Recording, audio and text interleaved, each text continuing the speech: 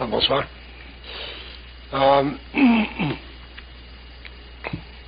Toujours en relation avec l'évolution de la psychologie évolutionnaire. Je veux regarder avec vous autres le rapport de l'ego avec les forces occultes. Ce que ça signifie pour l'homme, ce que ça signifiera pour l'homme plus tard. L'importance de certains points d'observation qui découlent de l'expérience de certaines personnes pour le bénéfice d'autres.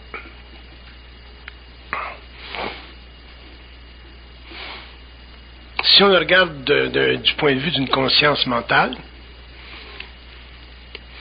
l'ego, c'est une quantité d'insuffisance. L'ego, c'est une quantité insuffisante. L'ego, c'est toujours une quantité insuffisante de lumière, d'intelligence. Par contre, c'est une particularité de l'homme, une particularité très importante de l'homme, qui doit être contrebalancée, agencée au cours de l'évolution, au cours de l'expérience, surtout de l'expérience occulte, afin que l'ego puisse venir en contact avec sa lumière, mais ne pas en souffrir. Et ça, c'est un tour de force. Quand je dis que l'ego, c'est une quantité insuffisante, je veux dire que l'ego, dans sa conscience primaire, c'est-à-dire dans sa conscience astrale, c'est une partie seulement de l'homme. Une partie de l'homme qui est fondée à la fois sur ses sens et aussi à la fois sur son intellect qui analyse le rapport entre l'énergie de ses corps subtils à travers ses sens. Au cours de l'évolution d'une psychologie évolutionnaire, où l'homme va prendre lentement conscience d'autres plans d'évolution, d'autres plans de conscience. La psychologie individuelle va énormément s'élargir, de sorte que l'homme ne vivra plus dans une conscience qui est techniquement prisonnière de la mémoire de sa race. L'homme vivra dans une conscience extrêmement fluide, de plus en plus fluide, qui éventuellement lui permettra de reconstruire le pont avec ses ancêtres, c'est-à-dire les forces qui lui ont donné cosmiquement naissance. Mais pour ça, dans ce processus-là, dans cette période de transition-là, qui va durer des siècles sur le plan de la civilisation, mais qui va durer une vie sur le plan individuel,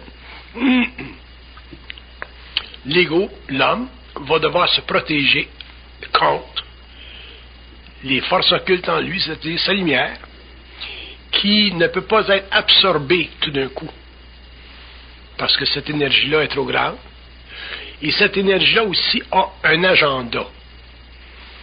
Que vous soyez conscient ou que vous soyez inconscient, les forces occultes, la partie incompréhensible de l'homme ou la partie cachée de l'homme, la partie voilée de l'homme, a toujours son agenda. Quand je dis un agenda, je veux dire qu'il vous arrive des choses dans la vie dont vous ne vous étiez pas préparé. Cet agenda-là est préparé depuis longue date. Vous êtes à la naissance déjà agencé pour certains événements, ce qu'on appelle une programmation. Dans le cas de l'évolution de l'homme ou de la psychologie évolutionnaire, ce serait important que l'ego soit capable de traiter avec l'agenda voilé de sa supraconscience. Et pour ça, ce sera nécessaire que l'homme en arrive à comprendre, surtout à travers une instruction, parce que une instruction, c'est comme un livre,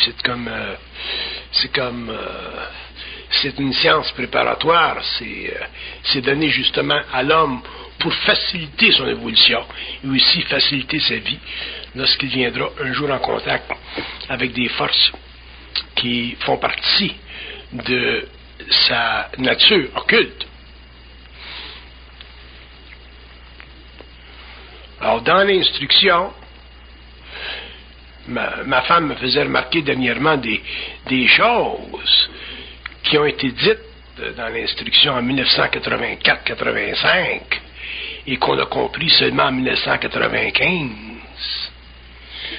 Donc, une instruction, c'est global. On ne réalise pas parce que on a tendance à venir en contact avec elle à travers l'intellect, à travers l'ego, à travers la partie inférieure de notre conscience.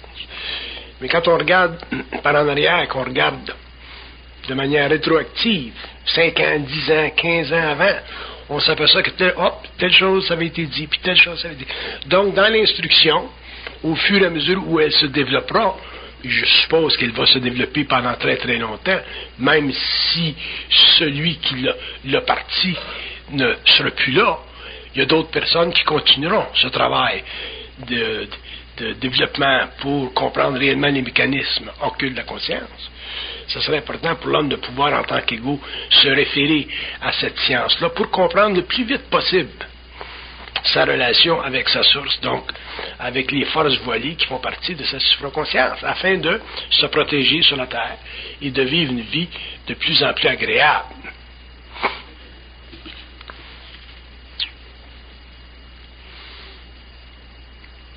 Si vous me demandiez personnellement, qu'est-ce que vous pensez, M. Bernard, je devrais-tu m'intéresser aux forces occultes, à l'occultisme, aux sciences occultes, je vous dirais oui puis non. Je ne peux pas vous dire non, parce qu'il y a des choses trop intéressantes, trop évidemment intéressantes. Puis je ne peux pas vous dire oui non plus, parce que il y a des choses qui se passent quand l'homme vient en contact avec les dimensions occultes de sa conscience, qui font en sorte que ça a tendance plus à créer un désordre qu'un ordre. Et c'est normal qu'il y ait un désordre parce que la conscience humaine de l'évolution est basée sur un ordre qui n'est pas réel. Donc, quand le contact vient avec l'homme, quand sa conscience s'ouvre à des forces qui ne sont pas encore comprises dans leur dynamique et dans leur structure interne, c'est évident que l'homme vit un désordre. Mais la science future de la psychologie évolutionnaire permettra à l'homme de se rétablir facilement, de comprendre relativement rapidement qu'il doit se protéger à partir du moment où il ouvre sa conscience à des domaines de vie dont il ne connaît pas l'agenda. Le plus grand problème des sciences occultes, puis je voudrais que vous écriviez ça sur votre petit papier, le plus grand problème dont fait face l'homme par rapport aux sciences occultes, que ce soit des sciences occultes qui viennent de l'Orient, de l'Occident, c'est pas important. Le problème fondamental, c'est que l'homme ne connaît pas l'agenda des forces occultes. Même sur le plan des forces noires, si on regarde simplement les mouvements nazis en Allemagne, Hitler ne connaissait pas l'agenda des forces occultes.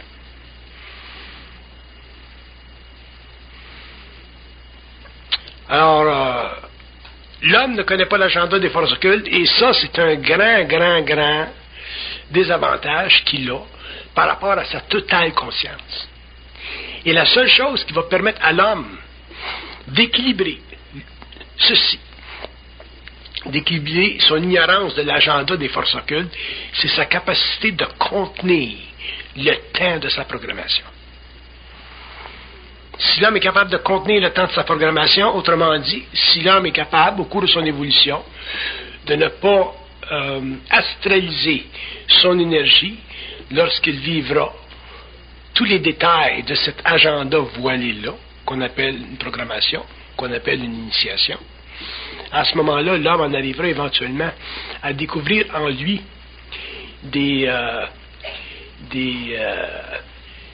une présence tellement grande que cette présence-là deviendra son bouclier. cette présence-là deviendra sa force. Cette présence-là aura la capacité de suspendre l'inévitabilité astrologique de sa programmation. Mais l'homme, pour que l'homme en arrive à ceci, à ce stade de son évolution, il lui faudra pouvoir supporter le temps de sa programmation. Et ça, c'est pas facile parce que l'ego pense. Mais on a déjà signalé que l'homme, demain, au cours de l'évolution, aura réalisé que la pensée vient d'ailleurs. Une fois que tu as réalisé que la pensée vient d'ailleurs, et que tu es sous stress ou sous pression à cause d'un agenda voilé, qui en général te viole ta vie, de la paix, de l'ordre, ainsi de suite, à ce moment-là, tu es capable de ne pas te laisser astraliser au niveau de la pensée pour en arriver finalement à te fabriquer un lien extrêmement solide entre ta matérialité et les autres plans pour passer à travers ta programmation et éventuellement sortir victorieux de cette condition évolutive qu'on appelle la soumission de l'homme aux lois de la mort. Les forces occultes, ce sont des énergies qui n'ont aucune prétention en soi, dans ce sens que ce sont des mondes particuliers, dépendant du niveau avec lesquels vous traitez. Vous pouvez traiter avec des forces occultes qui sont totalement de basse vibration, comme vous pouvez traiter avec des forces occultes qui sont de très très haut niveau. Ça dépend de l'évolution de l'individu, ça dépend de l'âme, ça dépend de votre conscience personnelle, ainsi de suite. Bon, on parle en général, en tout cas en ce qui nous concerne pour le moment, on doit parler des forces occultes qui font partie des mondes élevés de la lumière. Et ces mondes-là sont ce sont des mondes qui sont très très fermés, dans ce sens que ils ont un agenda qui n'est pas corrigeable. Vous pouvez corriger un agenda astral, mais vous ne pouvez pas corriger un agenda qui vient du plan mental. Parce qu'un agenda qui vient du plan mental, c'est un agenda qui est construit par votre esprit, votre double, alors qu'un agenda astral fait partie des lois karmiques de l'évolution qui cherchent à vous rattraper pour une raison ou une autre afin de sceller un contrat qui est basé sur une évolution particulière sur la planète pendant un certain nombre d'années, qui fait partie des connexions de in and out, de la vie et de la mort, qui, selon chaque individu, font partie de son histoire personnelle. Mais sur le plan mental, l'agenda n'est pas, l'homme ne peut pas corriger un agenda qui est établi ou qui est créé par son esprit. Et ça, ça deviendra pour l'évolution une des grandes découvertes de la science psychologique de l'ego. Et l'homme, un jour, en arrivera à pouvoir communiquer par télépathie avec son double, avec son esprit, et l'homme réalisera que dans cette communication-là, il existe une froideur extrêmement grande qui crée soit la sympathie ou l'antipathie totale par rapport à cette énergie-là. Un homme qui est en contact avec son esprit, avec son double, peut le haïr avec une haine très grande, comme il peut l'aimer avec un très grand amour, dépendant de la particularité de la vibration, dépendant de la sympathie vibratoire qui existe entre le mortel et cette intelligence-là sur un plan systémique quelconque. Il ne faut pas qu'on perde de vue qu'on est réellement à l'aube de l'intelligence. Quand je dis qu'on est à l'aube de l'intelligence, je peux vous donner un parallèle, je peux vous dire on est à l'aube de la science, on commence en science. Donc on ne peut pas se permettre, même si on a des computers aujourd'hui, on ne peut pas se permettre de penser qu'on est réellement smart. On commence à être smart. Au niveau de la psychologie, qui est la plus grande des sciences, c'est la même chose, on commence à être smart. Donc on n'a pas réellement de grande conscience de ce qu'on appelle le lien universel. Et la compréhension du lien universel, c'est la compréhension fondamentale, presque absolue de ce qu'on appelle la psychologie humaine, c'est-à-dire le rapport psychique entre l'homme et d'autres dimensions. Par contre, on a énormément de mémoire de race. On est catholique, on est juif, on est islamiste, on est hindou, bouddhiste. On a beaucoup de mémoire de race. Donc, on a des émotions qui ont été cultivées pendant des siècles et qui nous ont donné une manière extrêmement primitive de comprendre ce qu'on appelle l'absolu, c'est-à-dire la relation entre les mondes invisibles et la matérialité. On ne comprend même pas la mort. On n'a pas d'idée qu'est-ce que c'est. De temps en temps, on va parler de la vie après la mort. On sait qu'il y a des gens qui sortent de leur corps, puis le cordon d'argent se coupe de son mort. Mais comprendre la mort dans ses structures temporelles, spatiales, ça ne fait pas partie de notre science. Comprendre la mort dans ses structures contemporaines, ça ne fait pas partie de notre science. Comprendre la mort en tant que phénomène spirituel, ça ne fait pas partie de notre science. Et savoir aussi que la mort, autrement dit ce plan-là, ou ces plans-là, sont des mondes qui sont contrôlés par des forces qui sont techniquement anti-hommes, ça ne fait pas non plus partie de notre compréhension, parce qu'on a tendance à croire que dans la mort, on a des hauts plans, des beaux plans. Puis effectivement, il y a des hauts plans et des beaux plans dans la mort.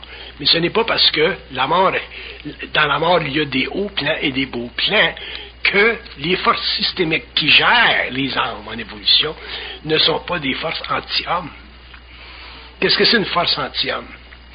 Une force qui est anti-homme, c'est une force qui, techniquement, se refuse de donner à l'homme le libre accès à la conscience systémique ou au monde systémique, en cultivant dans l'homme ou chez l'homme une conscience arriérée, c'est-à-dire une faculté de pensée qui est tellement primitive que l'homme vit au niveau psychologique dans une prison constamment.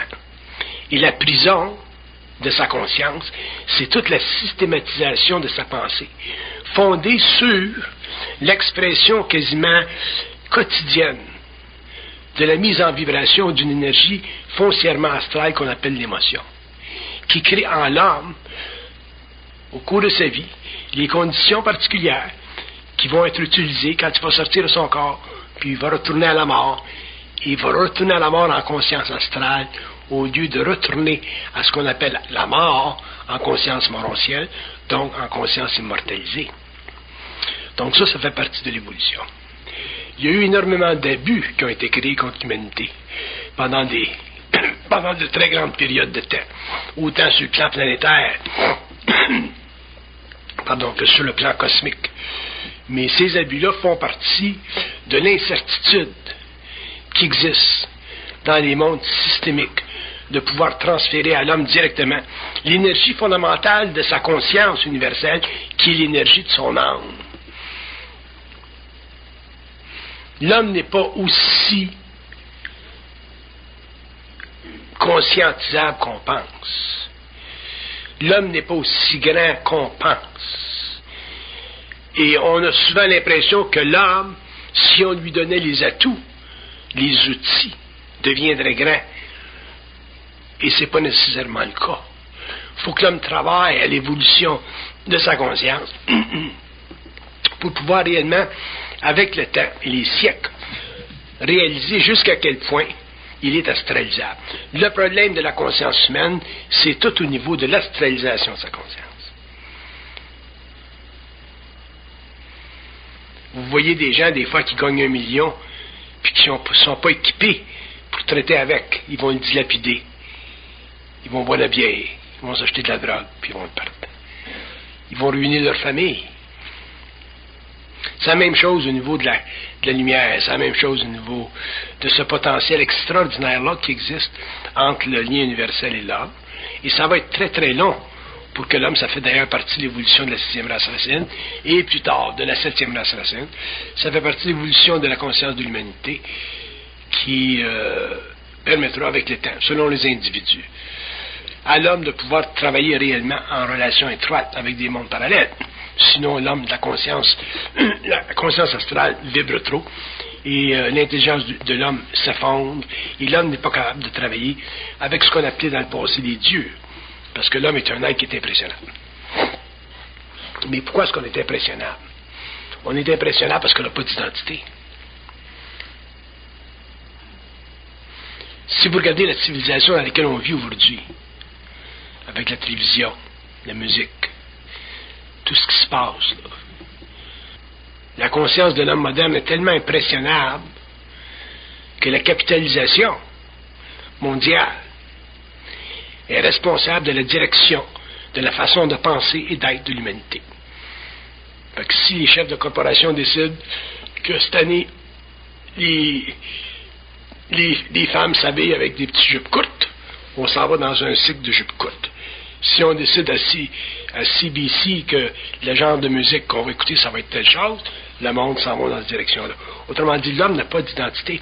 Et c'est très, très difficile pour un individu. Regardez ça chez vos enfants qui sont dans les écoles. C'est très difficile pour un individu de pouvoir prendre conscience de son identité dans un milieu qui ne convient pas à son intelligence. Très difficile. Alors, au niveau du contact entre l'homme et les mondes systémiques, c'est la même chose. Il faut que l'homme soit transmuté dans ses corps subtils. Il faut qu'il ait accès à une nouvelle psychologie. Une psychologie qui est réellement une révolution au niveau de la pensée. Puis une psychologie qui n'est pas basée sur des antécédents, mais qui est fondée simplement sur l'appointement d'une conscience créatrice sur le plan matériel. Si on fonde une psychologie sur des antécédents, on a simplement des réflexions. On ne fait que cultiver des erreurs antérieures, comme on fait, par exemple, quand on fait une thèse doctorale. Tu fais une thèse doctorale, si le gars fait une erreur avant toi, mais t'as dans ton texte, puis l'erreur a continué, ainsi de suite. Tandis qu'avec une psychologie évolutionnaire, qui n'est pas fondée sur la mémoire de la race, l'homme sera obligé de découvrir, au fur et à mesure où il en expliquera les modalités, il sera obligé de découvrir le contour de cette psychologie-là et finalement de s'instruire lui-même et l'humanité des nouveaux paramètres d'une condition évolutionnaire totalement neuve, fondée sur un agenda nouveau pour l'humanité, mais un agenda qui sera totalement relié à l'évolution de l'homme en tant qu'individu et non pas de l'homme en tant que conscience collective. Si on se rapporte aux forces occultes qui sous-tendent la construction systémique du monde, de l'univers local, à travers des voies particulières qu'on appelle l'âme, à travers des plans particuliers qu'on appelle l'astral ou le mental, on s'aperçoit que il y a des mondes qui sont, pour l'humain actuel, tellement avancés, simplement sur le plan de la manipulation d'énergie ou de la forme, que l'homme, dans sa condition planétaire actuelle, ne peut pas facilement intégrer ces mondes-là, c'est-à-dire appuyer sa relation avec eux sur son centre ou ses centres personnels. Parce que ces centres ne sont pas développés. L'homme n'a aucune identité. Le but éventuel ou la fonction de la psychologie évolutionnaire, ce sera de donner à l'homme une identité, une très grande identité. Mais il y a toujours un prix à payer pour le développement d'une identité. Parce que quand tu développes une identité, automatiquement, tu t'octroies des facultés de pensée ou d'être qui vont à l'encontre de la masse. C'est normal.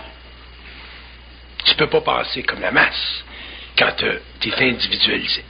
À ce moment-là, tu es obligé de vivre pendant un certain temps des expériences qui sont difficiles sur le plan de l'ego, qui sont difficiles sur le plan de ton moi planétaire, parce que tu n'as pas l'intelligence pour éclairer ton intelligence. Tu as de l'intelligence. Tu as l'université, tu as un doctorat, tu as une maîtrise en psychologie, en sciences, en génie, whatever, en politique. Mais tu n'as pas d'intelligence pour éclairer ton intelligence. C'est comme moi si j'étais, je ne sais pas, si j'avais un doctorat en sciences politiques, puis je m'intéressais à la politique mondiale, et ainsi de suite. Bon, pour avoir de l'intelligence qui éclaire mon intelligence, je serais obligé d'aller intérieurement et de dire, qu'est-ce qui va se passer en Chine dans 25 ans?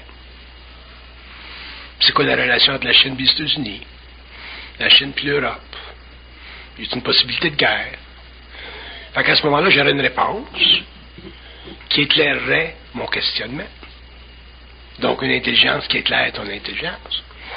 Mais on n'est pas dans cette condition-là parce que on a perdu le droit au cours de l'évolution au lien universel.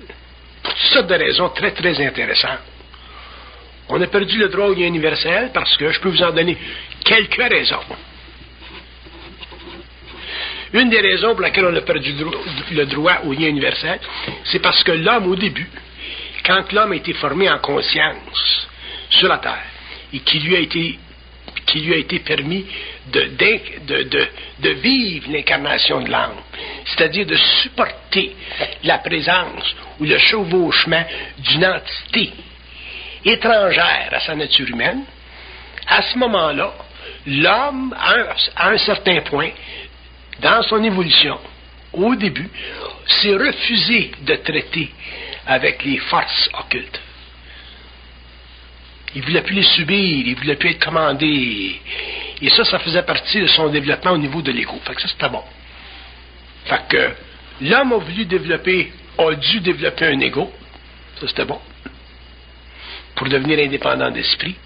Mais par contre, en faisant ça, il était obligé d'annuler son lien. Parce que quand tu es en relation avec des forces systémiques, il y a un certain niveau de commandement qui s'exécute entre la partie mortelle et la partie immortelle. C'est normal, parce que tu as une plus haute vibration qui sous-tend une vibration inférieure. Tu as une conscience très vaste qui, dans un sens, s'approprie d'une petite conscience extrêmement limitée et qui cherche à l'intégrer, à l'amener à elle pour l'absorber dans une unité qu'on appelle la fusion.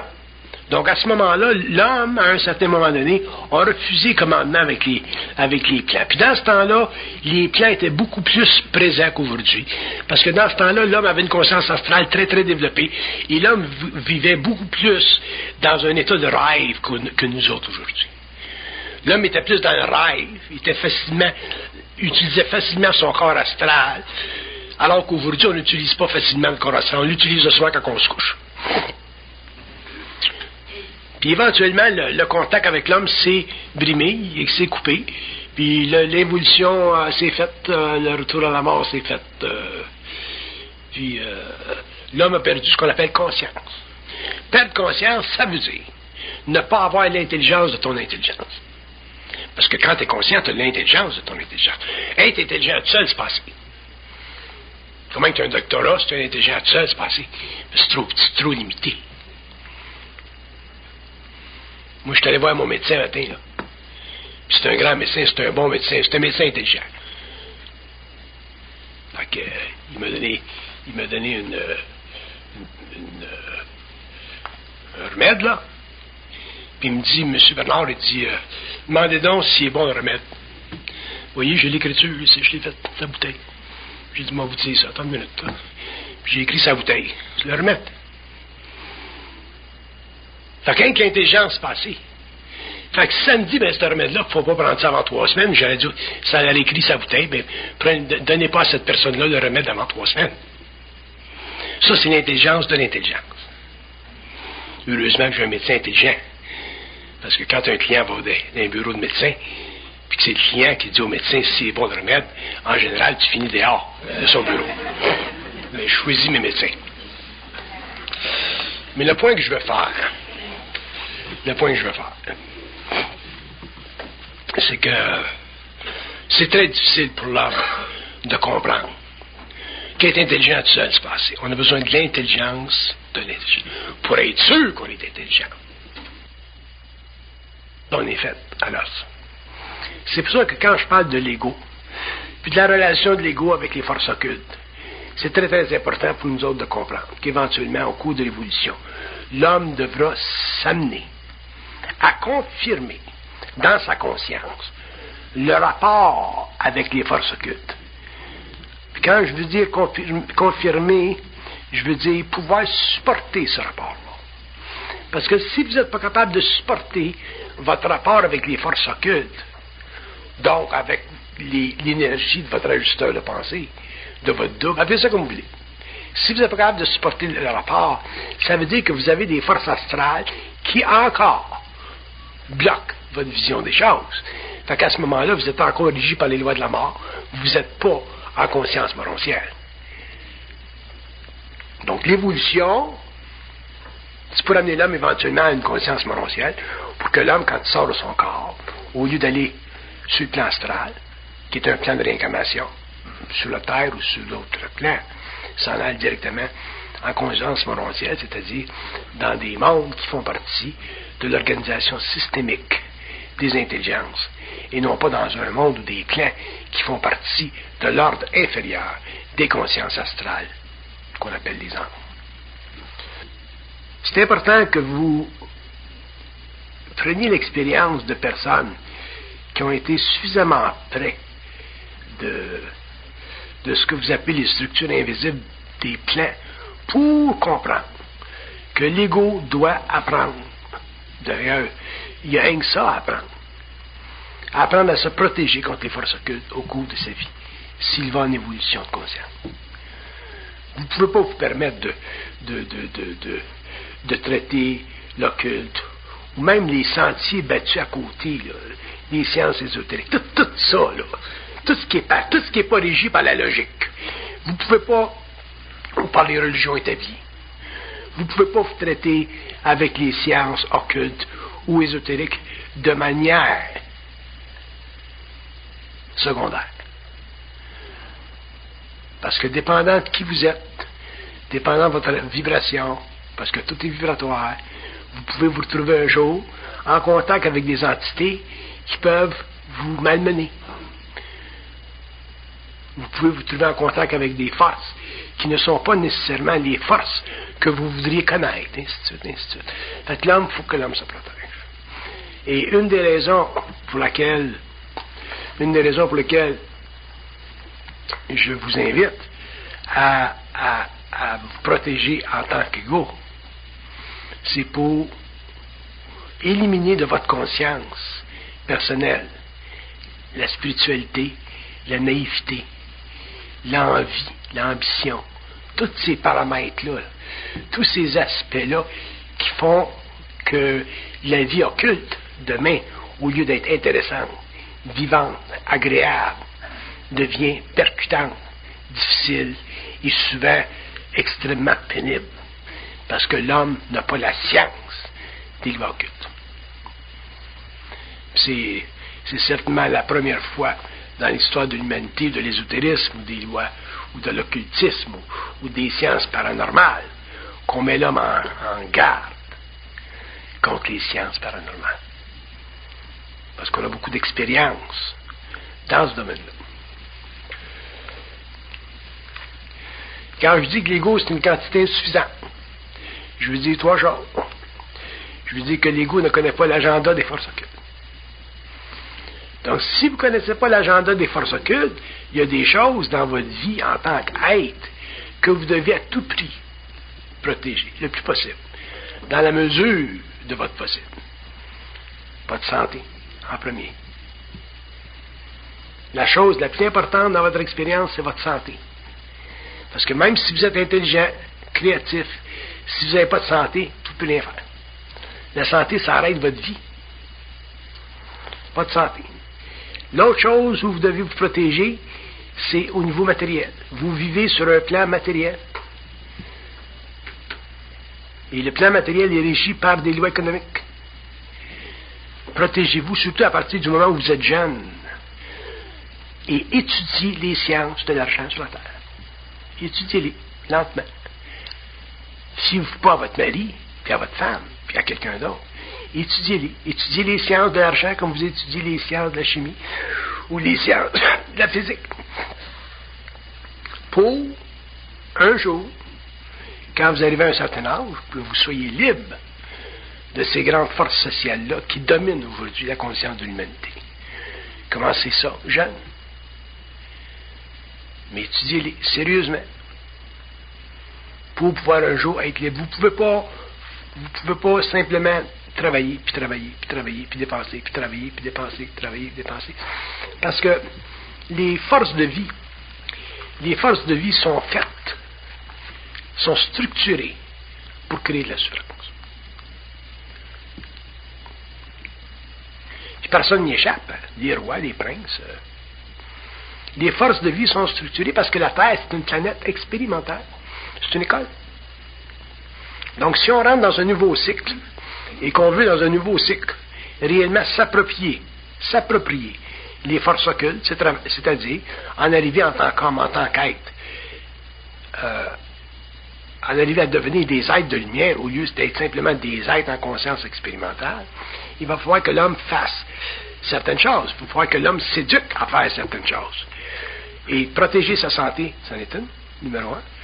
Et étudier les sciences économiques de la Terre, que vous soyez dans n'importe quel pays, vous êtes aux Indes, en Afrique, n'importe où. Étudier les sciences économiques pour un jour ne pas être trop affligé et affecté par des changements dans les conditions économiques ou par des conditions qui feront de vous autres des êtres qui auront perdu le contrôle de votre destinée matérielle. On vit en 1995. On vit dans un temps extrêmement approprié pour ça. Il y a beaucoup d'informations. La télévision, les universités, les écoles, les livres. On a tout pour pouvoir aujourd'hui, surtout aux États-Unis, c'est déjà commencé à libérer les masses du travail incessant et commencer lentement à investir intelligemment dans des structures financières qui permettent un jour un accroissement du capital et un rapport avec la matière dans 50 ans, dans 30 ans, dans 40 ans, qui feront de vous des êtres, finalement, qui pourront se reposer après avoir travaillé durement et difficilement pendant 40 ans.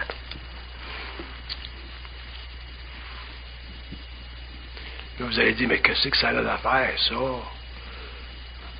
Viendrez me revoir un jour, puis regardez vous-même aujourd'hui. Regardez votre vie aujourd'hui, puis vous allez voir que votre vie aujourd'hui est dépendante de votre santé et de vos finances.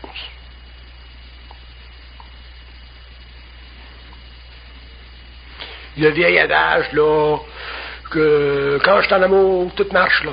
Faites attention, vous allez voir que ça ne dure pas longtemps, ça. Mon mari va me supporter, ça, pas sûr.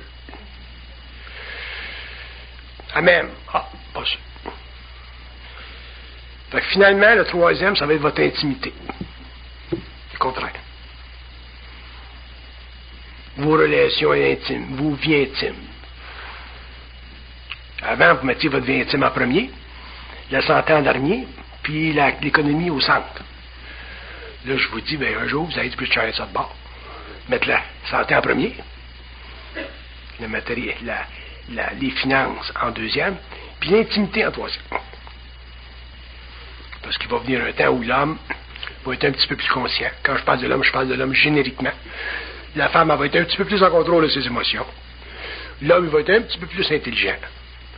La femme, elle va comprendre l'homme un petit peu plus, puis l'homme va comprendre la femme un petit peu plus. Fait que ça va être plus facile pour les êtres de réellement traiter avec les problèmes de l'intimité. Aujourd'hui, c'est un gros problème chez l'homme, puis c'est un gros problème pour la femme, puis il y a beaucoup d'hommes et beaucoup de femmes qui souffrent de ça. Mais, si vous n'avez pas de santé, vous êtes fait. Puis si vous n'avez pas d'économie, vous êtes fait.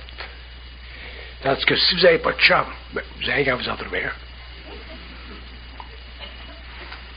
Là, vous allez dire, ouais, mais d'un coup, c'est pas aussi facile que vous dites, ça, je comprends. Mais au moins, quand tu n'as pas de chum, tu n'es pas mourante. Quand tu n'as pas de chum, tu peux rentrer chez vous le soir. Mais quand tu es mourant, parce que tu es malade, puis tu n'as pas de toi, puis tu as un chum, qu'est-ce que tu fais? Fait qu'avoir un chum, tout ça, c'est passé. Si tu n'as pas de santé, puis si tu n'as pas de toi. Si vous avez une bonne santé, puis vous êtes protégé au niveau matériel, les forces occultes vont avoir moins de chances de vous attaquer. Parce qu'astralement, vous allez être moins vulnérable. Mais si vous n'avez pas de santé, vous n'avez pas de matériel, vous allez écouter. C'est pas l'amour qui va arranger rien. Il y a quelqu'un qui disait, un penseur moderne qui disait, si ça doit aller mal, ça va aller mal. Dans n'importe quelle situation, si ça doit aller mal, ça va aller mal. Tu répares pas ton auto, tu le laisses aller.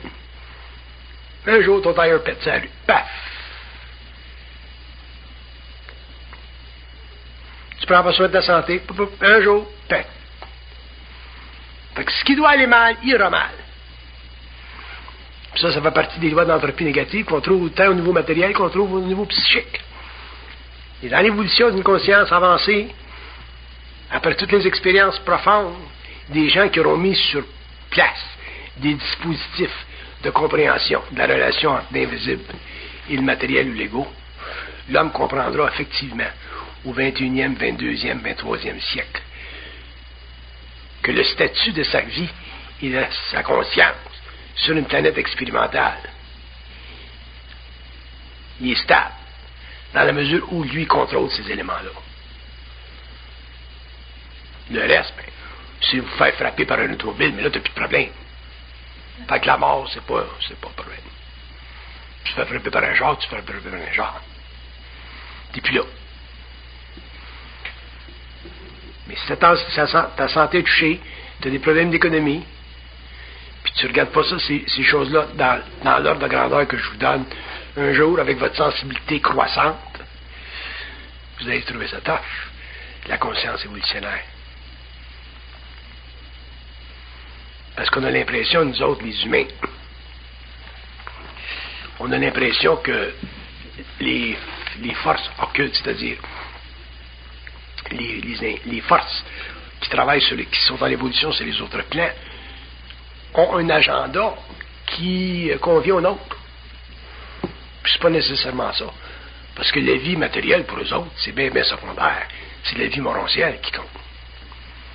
Donc, le corps matériel. Vous savez qu'Edgar Cayce était le voyant, le fameux voyant, là, vous avez déjà entendu parler.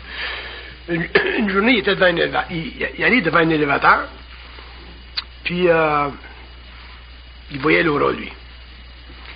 Puis il y avait du monde dans l'élévateur, peut-être une dizaine de personnes. Tout d'un coup, bon, il n'y a plus d'aura. Fait qu'il n'est pas rentré dans l'élévateur.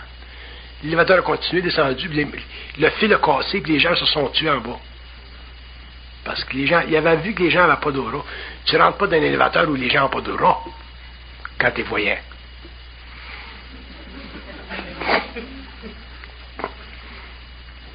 Mais l'aura, il vient d'où? Toute cette lumière-là qu'un voyant voit, qu'est-ce que c'est qui crée cette luminosité-là? C'est ton ajusteur de pensée.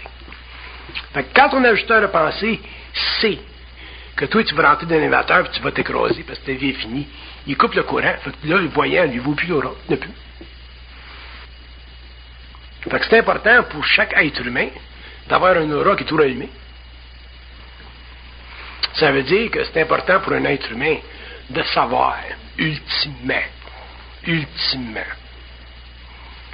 qu'il y a un lien universel. Puis éventuellement, l'homme aura un lien universel. Quand tu as un lien universel, puis ça veut dire que ton aura est allumé, puis que tu vis des grandes transformations, des grands chocs de vie, bien, ton aura est allumé. Tu peux aller en dedans et te dire, t'es-tu là, toi, là? S'il ne te répond pas, là, tu as un maudit problème. Parce que là, tu n'as peut-être plus d'aura. Tu sais? Fait que tu es dans l'avion, là. Le pilote a perdu son chemin. Tu es en Haïti et en République dominicaine. Dans les montagnes. Moi, je le sais, je l'ai vécu avec ma femme. Ma femme est à Blaine. Puis elle me regardait et elle disait, qu'est-ce qui se passe? J'ai dit, t'es correct que je suis là? Tu calmes. On a encore l'aura.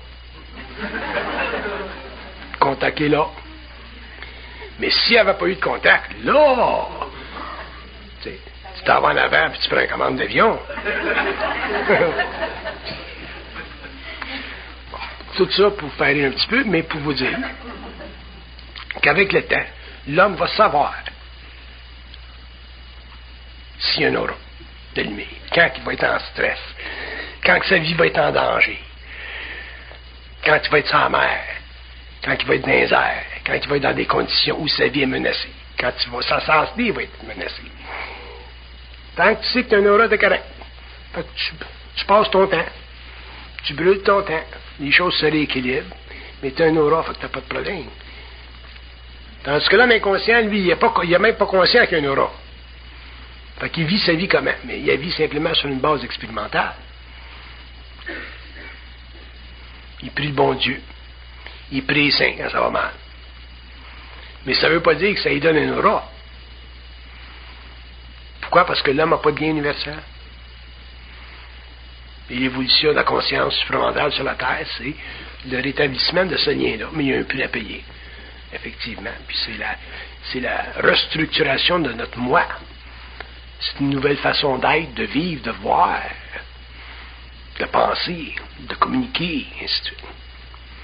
C'est pour ça que, même si c'est grand, cette évolution-là, même si c'est fondamental à l'évolution de l'âme, il demeure tout de même qu'on doit être, à travers certaines expériences, on doit être mis au courant de certaines lacunes qu'on a par rapport aux forces occultes. C'est dans ce sens-là que je suis en guerre contre l'ésotérisme et l'occultisme, puis que je l'ai toujours été. Pas parce que c'est pas bon, puis pas parce que les gens là-dedans sont impliqués et ne font pas ce qu'ils peuvent, mais parce que l'homme ne connaît pas l'occulte des sciences occultes. Pourquoi? Parce que l'homme n'a pas de lien universel. Il faut parler avec eux autres pour savoir qu'est-ce que c'est ça. Tu ne peux pas rationaliser, tu ne peux pas réfléchir. Tu ne peux pas simplement faire des voyages astraux. Faire un voyage astral, c'est pas une mesure. Un des plus grands voyants du 20e siècle a décidé un jour d'arrêter ça, les voyages astraux, Rudolf Steiner. Parce que tu es encore en astral. Alors l'homme a besoin d'un lien universel, puis quand il y aura ce lien-là, mais sa conscience sera extrêmement édifiante. Puis son temps sur Terre sera certainement son dernier cycle d'évolution sur Terre. Puis l'homme continuera à évoluer dans des mondes systémiques qui ne font pas partie, qui ne sont pas liés au monde de la mort. Les gens ils disent, bon ben, ça veut-tu dire qu'on ne meurt pas? J'ai dit non. C'est pas qu'on ne meurt pas, c'est qu'on ne va pas dans la mort. Il faut être naïf, penser qu'on ne meurt pas. Un gars ne veut pas rester ici forever. Il faut que tu changes de char de temps en temps. Il y en a qui sont prêts avec des étiels, puis ils veulent les garder. T'sais. Mais sortir de son corps, puis aller en conscience morontielle, au lieu d'aller dans le plan astral, là, c'est un autre monde. Là, c'est intéressant. Donc, quand je vous dis que les forces occultes ont un agenda, c'est très important. Pour vous permettre, finalement, dans le cadre de l'instruction, de vous protéger le plus possible contre cet agenda-là. Et c'est très difficile pour l'homme de comprendre, de devoir se protéger contre les forces occultes. Parce que c'est une nouvelle notion, c'est une nouvelle façon d'être. On a l'impression que les forces occultes vont aider l'homme. Les forces occultes ne sont pas là pour aider l'homme. Ils sont là pour éclairer l'homme, afin que lui-même s'aide. Pas pareil. Ça, vous pouvez prendre note de ça aussi. Si vous pensez que les forces occultes sont là pour aider l'homme, vous êtes en totale erreur. Comme ils disent en anglais, you're misguided. Les forces occultes sont là pour éclairer l'homme, pour que lui-même s'aide, sinon il n'y aura pas de liberté.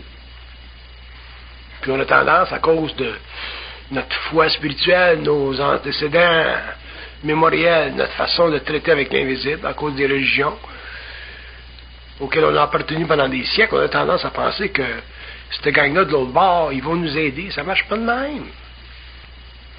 Vous seriez surpris de la brevité des communications que j'ai avec le plan mental en ce qui concerne, dans ma vie, des questions très, très importantes. Elle sait que ça fâche ma femme. Ils sont là pour m'éclairer, pour que moi je m'aide. Sinon, si on a une attitude de « Ah ben les forces occultes vont nous aider », je vous assure de très grandes défaites dans votre vie.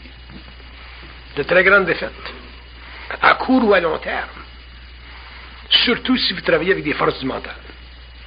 Si vous travaillez avec des forces astrales, là, c'est un autre paire de manches. Ça fait partie de votre karma en tant qu'être humain.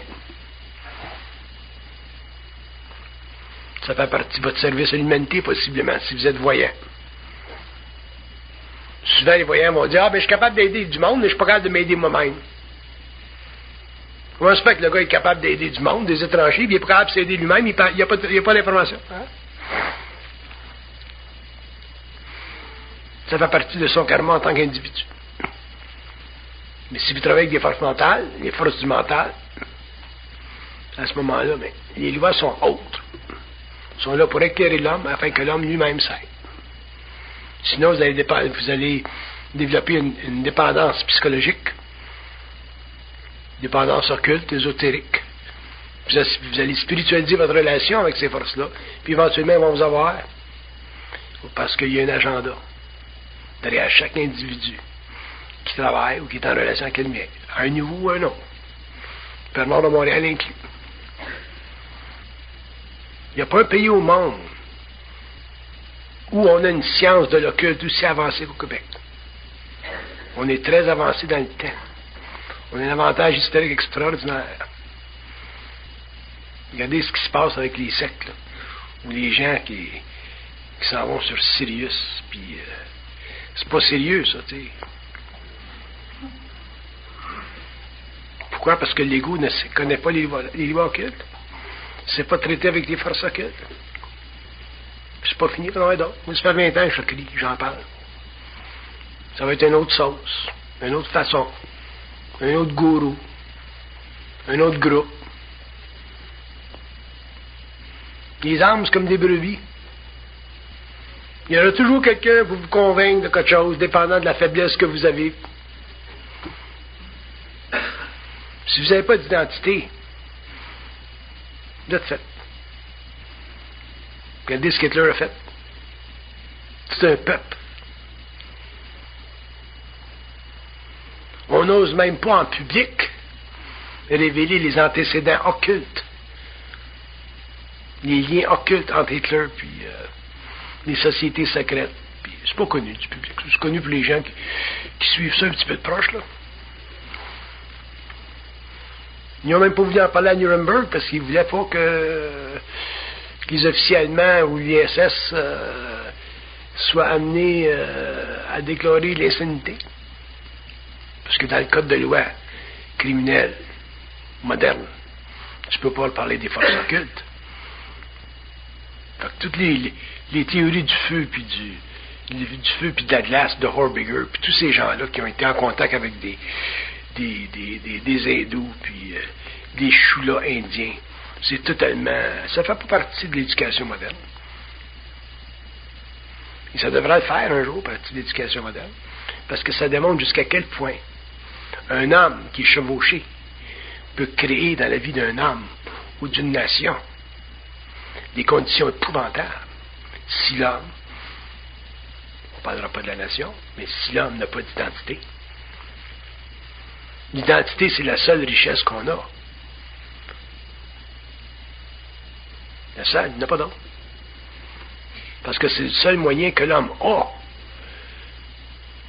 de ne pas être vidangé de ses énergies, de ne pas être manipulé dans ses énergies. Il y a assez de force dans le monde là, qui manipule puis qui manipule. Mais vivre son identité, c'est très difficile. Parce qu'on a toujours besoin d'être réconforté. On a toujours besoin d'être assuré par quelqu'un d'autre.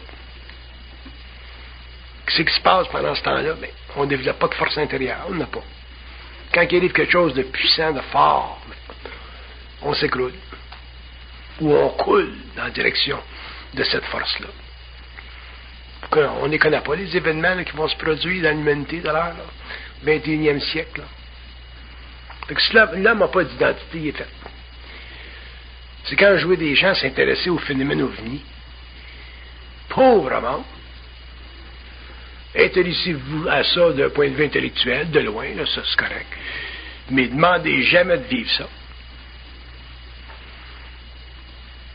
Mais cette fascination que les gens ont pour les secours volants, savez-vous qu'est-ce que c'est venir en contact avec une autre civilisation? Savez-vous, qu'est-ce que c'est venir en contact avec des âmes, des êtres qui ont la capacité de matérialiser et de dématérialiser leur vaisseau à volonté? Qui ont la capacité de vous absorber complètement au niveau de votre corps astral, dans la machine. Vous faire des opérations dans la machine pendant que vous êtes sur le sol, ou vous faire des opérations dans la machine pendant que vous êtes tous là avec tous vos corps. Vous faire oublier complètement l'expérience. L'électronique moderne nous permet de comprendre ce qu'on peut faire avec la lumière et puis le son. Là. Computer, les hologrammes. Imaginez-vous des civilisations qui ont 100 000 ans sur nous autres. Puis on veut rencontrer ça. On a de la misère à se torcher tout seul. Sans beurrer nos mains.